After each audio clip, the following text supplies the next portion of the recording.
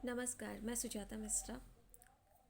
आज हम जानेंगे कि आखिर नाम जप इतना महत्वपूर्ण क्यों है और क्यों हमें अपने बच्चों को बचपन से ही यह नाम जप करने के लिए प्रेरित करना चाहिए। जैसा कि हम सभी जानते हैं कि ध्वनि, आप कोई भी ध्वनि जितनी बार रिपीट करते हैं, जितनी बार उसको रिपीट करते हैं, उसका जो तरंग होता है वो हमारे हृदय में समाहित होने लगता है। नाम जप यानी कि आप अपने इष्ट देव को, जो भी आपके इष्ट देव हैं, उनका जो नाम है उनका जप अगर करते हैं तो उनकी जो तरंगे हैं, नाम में ही इतनी सारी तरंगे होती हैं कि उनसे आपके अंदर का जो एक सूक्ष्म स्थूल जो दैवीय शक्ति मानी जाती है, जिससे हम कह सकते हैं कि हमारे अंदर जो कहा जाता है कि हमारे अंदर दो आत्माएं होती हैं, एक आत्मा एक परमात्मा। तो उसमें जो कनेक्शन होता है वो बनता है। आज मैं उसी चीज़ को आपके सामने विस्तार से बताना चाहूँगी कि ऐसा कहा जाता है कि हम कौन से इष्ट का नाम जप करें, कैसे हम पता करें। तो बहुत ही सरल सा है, जिसके प्रति आपका जो मन है वो आकर्षित हो जाता है। आप अगर ध्यान करते हैं तो आपको उनका जो चेहरा है वो दिखाई पड़े, उसको कहा जाता है कि वो आपके इष्ट है। अगर आपको आपकी इष्ट नहीं पता है तो उसकी एक सरल सी विधि है, आप अपने आँखों को बंद कीजिए और बंद करने के बाद आपको सर्वप्रथम किसका चेहरा या किस भगवान का कोई ऐसा चिन्ह आपको दिखाई देता है जिससे आपको पता चले कि आपके इष्ट वो देव हैं, उन्हीं का जप करना चाहिए। और अगर आपने गुरु दीक्षा ली हुई है तो गुरु के द्वारा जो भी आपको नाम बताया जाता है, आप उसका जप करना चाहिए। तो सबसे पहले बहुत ही ज़रूरी है कि अगर आपको नहीं पता है कि आपके इष्ट कौन है तो आपके जो इष्ट हैं उनको खोजना चाहिए। आपको इष्ट के बारे में अपने नहीं पता चल पाए तो सबसे ज़्यादा अच्छा जो माना जाता है वह यह है कि किसी एक प्रामाणिक गुरु जो होते हैं उनको, उनकी शरण में आप चले जाएं, उनसे दीक्षा लें और उनसे नाम जप के लिए आप उनसे कहें और उनके द्वारा जो नाम जप आपको बोला जाए वो करें। बहुत सारे कहा जाता है कि बहुत सारे देवी देवता हैं, हम किसका नाम जप करें। तो कई ऐसी चीज़ें होती हैं जो हमें आकृष्ट करती हैं। अगर हमें इष्ट अपना पता होता है तो हम अपने आप ही करने लगते हैं। और जैसे अगर एक हनुमान जी का भक्त है तो वो हनुमान जी के जो नाम होते हैं उनका ही जप करने लगते हैं।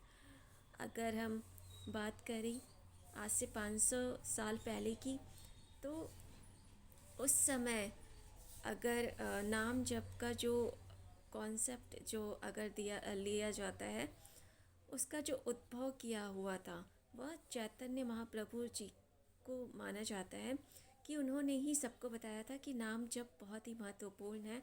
और उन्होंने एक कलयुग का महामंत्र भी दिया हुआ था, जिससे माना जाता है कि ये कलयुग का महामंत्र है और इसके जप करने से ही इस कलयुग के भव सागर से हम पार जा सकते हैं। चैतन्य महाप्रभु जी ने जो उनका जो महामंत्र था वह था हरे कृष्ण कृष्ण कृष्ण हरे हरे, हरे राम राम राम हरे हरे। इसमें कृष्ण और राम इन दोनों का समाहित योग करके उन्होंने ये महामंत्र सबको बताया था। इसके अतिरिक्त अगर हम बात करें तुलसी जी की, तो तुलसी जी राम जी का जो सिर्फ नाम है उसको महत्वपूर्ण मानते थे। अगर किसी को बहुत लंबे ये महामंत्र याद नहीं हो पाते हैं तो वो सिर्फ राम नाम का ही जप करें तो भी उनमें वो जो उसका जो समाहित ओज है वो आपके अंदर आ जाएगा। मतलब राम नाम जपने से जो भगवान राम की जो विलक्षण क्वालिटीज़ हैं, उनके जो लक्षण हैं, वो आपके अंदर समाहित होने लगेंगे।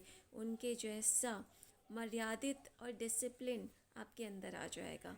तो हमेशा यही चीज़ें होती हैं। अगर आप हनुमान जी का जप करते हैं तो उनकी तरह आप बलशाली हो जाएंगे और उनकी तरह ही ब्रह्मचर्य की तरफ आपका जो झुकाव है वो जाएगा।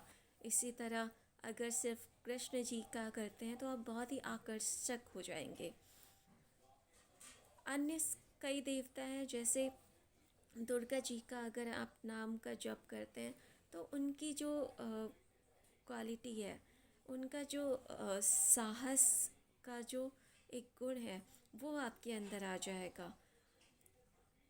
ऐसे ही भैरव, काली और बहुत सारे, इतने सारे हमारे हिंदू देवी देवता हैं जिनकी अगर हम सोचे भी तो हम उतने तक विस्तार तक हम नहीं जा पाएंगे कि आखिर कितने नाम हैं।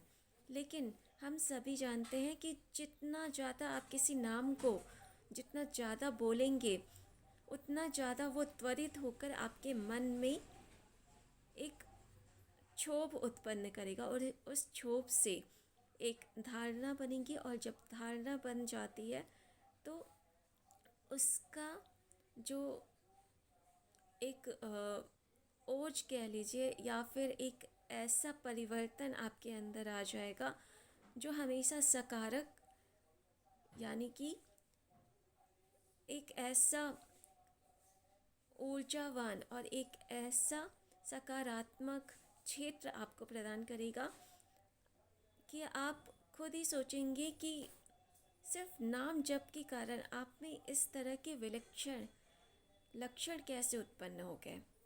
राम नाम के जप का अगर हम बात करें तो गोस्वामी तुलसीदास इसके उदाहरण है। वाल्मीकि जी का कहा जाता है कि उन्होंने उल्टा नाम लिया हुआ था। उन्होंने राम की जगह मरा मरा बोला था और उल्टा नाम लेने के बाद भी वाल्मीकि जी ने भविष्य को देख लिया और उन्होंने रामायण लिख दी। तो इस तरह से ये जो नाम जप है वो अपने आप में एक बहुत ही चमत्कारिक एक मिरेकल को दर्शाता है। इसी तरह जो मंत्र होते हैं उनका जप इसीलिए किया जाता है कि आपका अगर कोई संकल्प है, आप कुछ चाहते हैं, तो मंत्रों को सिद्ध किया जाता है और मंत्रों को सिद्ध करने के बाद आप उस जो कामना है, उस इच्छा तक आप पूरी तरह से पहुंच सकते हैं। तो नाम जप और जो मंत्रों में जो अंतर है वो यही है कि अगर आप नाम जप करते हैं तो इस कलयुग के प्रभाव तो सभी के ऊपर पड़ता है, लेकिन उसका जो प्रभाव है वो कम हो जाता है। जबकि अगर आप मंत्र का जप जितनी ज़्यादा से ज़्यादा बार करते हैं, उसको करने से आपकी जो मनोवांछित इच्छाएं हैं आप उसको पूर्ण कर सकते हैं मंत्रों को सिद्ध करने के बाद। तो जब भी हम कोई मंत्र उठाते हैं तो हमेशा हमें ये ध्यान रखना चाहिए कि उस इच्छा की पूर्ति होने के बाद हमें उस मंत्र को बंद कर देना चाहिए, या फिर जो मंत्र हमने किया है उसका संकल्प हमने कितने दिनों तक लिया है और कितने दिन तक हमें ये करना है। जब इच्छा कंप्लीट हो जा रही है तो उसके बाद फिर आपका फिर से कोई संकल्प है, उसके लिए फिर से आपने स्टार्ट कर दिया। तो ये सारी चीज़ें होती हैं, लेकिन मंत्रों का अपना एक दायरा है और नाम जप का एक अपना दायरा होता है। कहा जाता है कि जो नाम जप है वो आप किसी भी अवस्था में कर सकते हैं। आप पवित्र हो, अपवित्र हो, हर समय आप नाम जप कर सकते हैं। लेकिन मंत्र आपको हमेशा पवित्र अवस्था में ही करना है, नहीं तो उसका जो नेगेटिव इम्पैक्ट है वो आपको बुरी तरह से प्रभावित करेगा। इसीलिए कहा जाता है कि कुछ भी ना समझ में आए तो सिर्फ नाम जप को कीजिए और हमेशा आपके मन में नाम जप हमेशा ही चलते रहना चाहिए। ये बहुत ही पावन तरीका है खुद को शुद्ध करने का, अंतरात्मा को शुद्ध करने का और बाहर से शुद्ध रहने का। तो आज की कड़ी में इतना ही। अगर कोई क्वेश्चन है तो आप पूछ सकते हैं। Thank you for watching.